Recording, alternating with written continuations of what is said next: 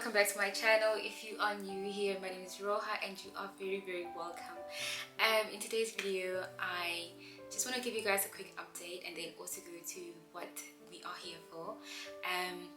As you guys may or may not know, I just recently visited Norway, which is really amazing. I've been there for 4 weeks, so it was the best time of my life. I'm not gonna lie. I've seen so many amazing places and I've eaten so much food. I think I've gained weight right now and I'm trying to lose. That's the funny part, but yeah, as it is, life is just not allowing me to. I mean, I thought because I'm traveling and obviously I'm on a budget, I'm not at home with my family and I'm not, you know, eating whatever I want. I really thought this was the perfect time for me to lose weight because I need to stick to my budget, but I really think I just ate a lot in Norway because the food was just so fantastic. But yeah, I'm in Germany right now. It's been really great. So for me, I have to say that when it comes to things I loved about Norway, I have to say number one, I love the views. They've got this mountain landscapes and views which were just so magnificent. And on top of that, I went to watch Mission Impossible, I think about 2 weeks ago, and to be able to kind of like just be in a to watch a movie of a place that you've been to and you're able to recognize the scenes from the movies from your own reality, I feel like that was one of the highlights of my trip. Okay, and then I love the fact that they've got so many waterfalls. So usually when you're kind of like looking at the mountain, you've got this waterfall just flowing from the top all the way downstream. That was really nice. However, I need to be honest, I am not a fan of waterfalls. I love waterfalls, but I need to see it from a distance and just admire it from afar, right?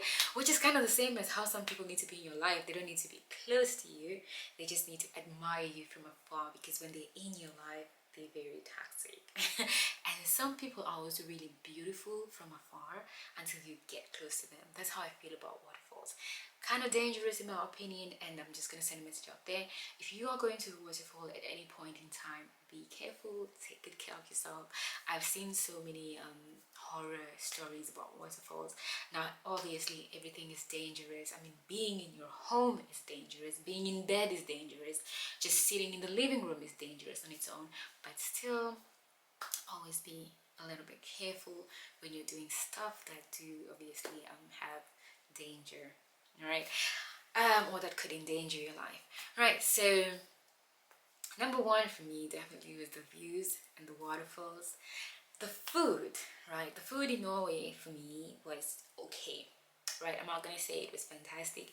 Most of the menus that I saw, maybe because I didn't understand all of them, were just okay. You know, it was typically similar to what a Namibian menu would look like, but I still felt like in Namibia we've got more diversity on the menu, and we've also got more actual meals on the menu. You know, for instance, in most of the places where I went to eat, there were a lot of like burgers and snacks. And I expected something more like, you know, I don't know, like an actual meal, steak and mash or rice, pasta, that kind of stuff, you know. But that's just me. I might have gone to the wrong places. I do not know, family. But like I said, the food for me was okay. It was very similar to Namibian food, nothing amazing, or I would say like I ate like something that was super wow, no. But I am going to say the food quality was amazing, which I definitely have to say in contrast to where I was living before, which is Malaysia. The food quality was not that great for me, for obvious reasons. I come from Namibia, where, you know, we have some of the best beef in the world, and we have a lot of organic fruits as well. And in Malaysia, I felt like there were a lot of GMOs when it comes to fruits, so I didn't really like the food in Malaysia. No, for the most part, I actually ate Western African food in Malaysia, and it was because I just didn't like the food quality, nor did I like the meat quality. Meat quality for me in Malaysia was definitely an issue, but in Norway, it was amazing. The food quality, fruits, everything, the cheese, amazing. And then they've got a lot of berries, which I really loved. That was so nice. And then I have to talk about number 3, which is the people. Guys, I have been to several countries, and I have to say that Norwegian people are so polite and so kind. And I'm not doing this for YouTube or likes or whatever, but this is the reality. I mean, even compared to living in Malaysia, I would say Norwegians are really nice. Genuinely, they're not trying to be and they're not pretending to be. They are nice and they're polite and they always greet people.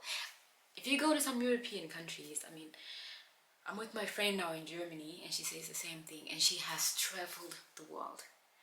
In Germany, it's really hard for people to say hi to you, and when you say hi to them, it's kind of like, do you know me? You know, that kind of stuff.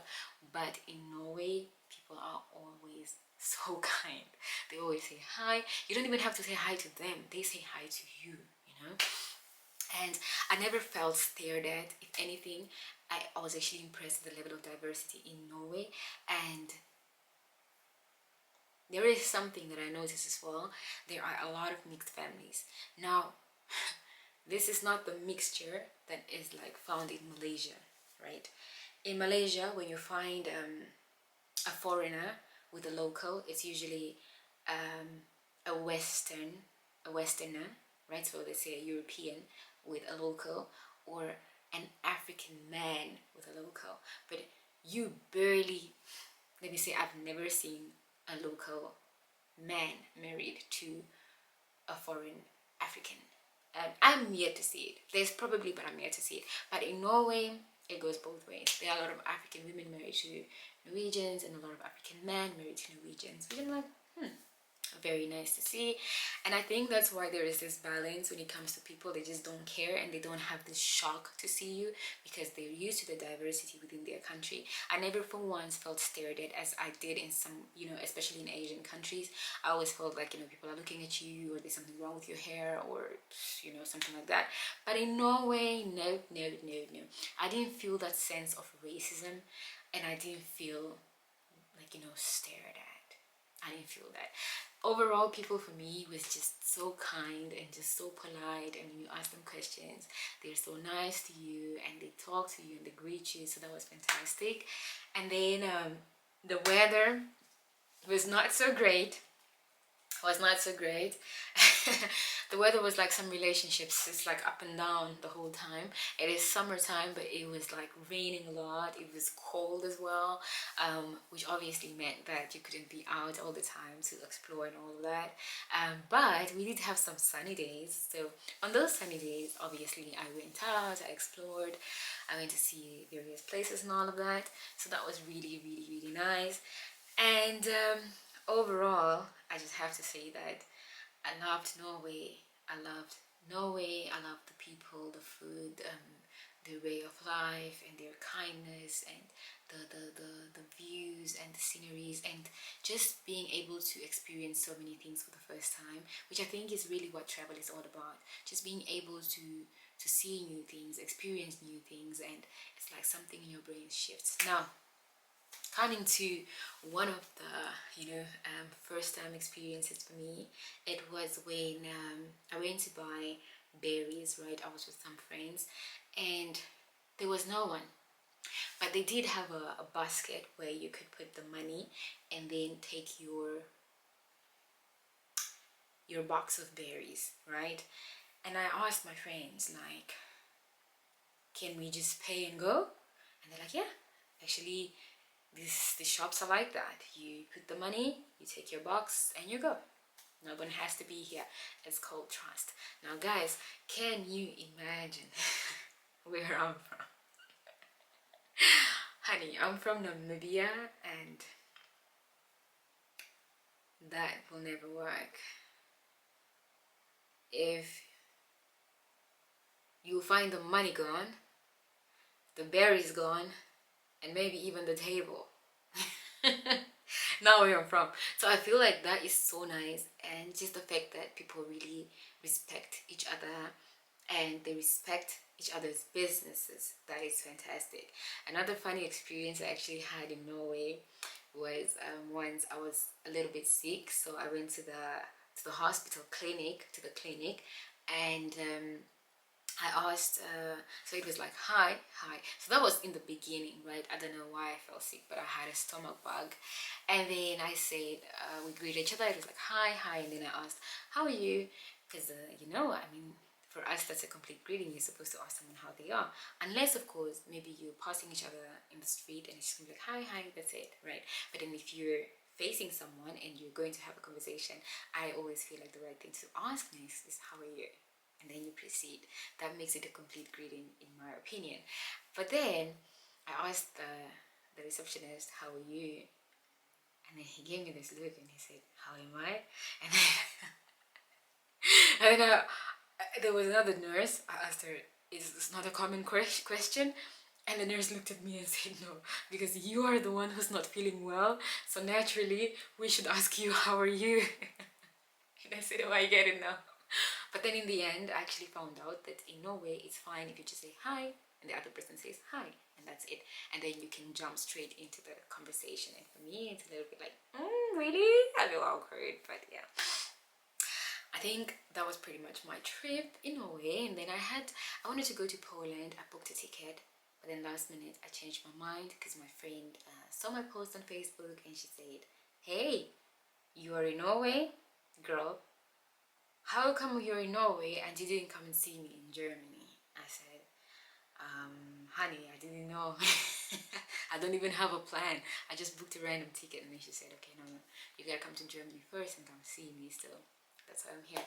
Alright guys, so great catching up. Hope you guys loved this video. Hope you guys, learned something. Or oh, before I go, so Norwegian, right, the language itself, has some similarities with Afrikaans. And I remember once I was actually going to the toilet and then there was no picture of a lady or a man except words, and it was Dama and Hiara. So I remembered it obviously because I speak Afrikaans, Damas and Hiara.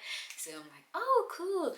And just, you go around and you just see so many similar words to Afrikaans, and that really helps me to know where to go and know what is what, just so many words that are actually similar. I can't think of one now, but yeah. Anyways, thanks for watching. Hope you guys love this video. Don't forget to give it a thumbs up, and if you haven't subscribed to my channel yet, please do so, and I'll see you guys in the next video. Ciao.